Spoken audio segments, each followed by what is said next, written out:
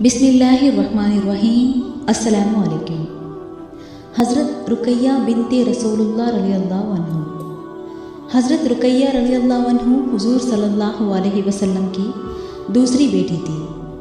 وہ پہلے ابو لہب کے بیٹے عتبہ کے نکاح میں تھی۔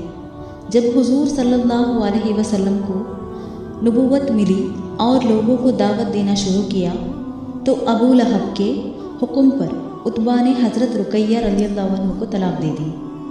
پھر حضرت عثمان رضی اللہ عنہ سے ان کا نکاح ہوا۔ ان سے ایک لڑکا عبداللہ پیدا ہوا۔ حضرت رقیہ رضی اللہ عنہ حضرت عثمان رضی اللہ عنہ کے ساتھ حبشہ ہجرت کر گئی۔ ہجرت کے وقت حضور صلی اللہ علیہ وسلم نے فرمایا، اس امت میں سب سے پہلے ہجرت کرنے والے عثمان رضی اللہ عنہ اور ان کی اہلیہ ہیں۔ کچھ عرصے بعد دونوں حبشہ سے مکہ آئے اور پھر ہجرت کر کے مدینہ آ گئے۔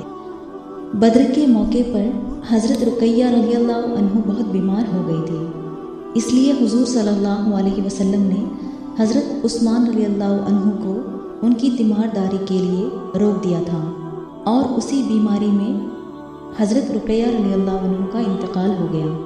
جنگ بدر میں شرکت کی وجہ سے حضور صلی اللہ علیہ وسلم ان کی نماز جنازہ میں شریک نہ ہو سکے۔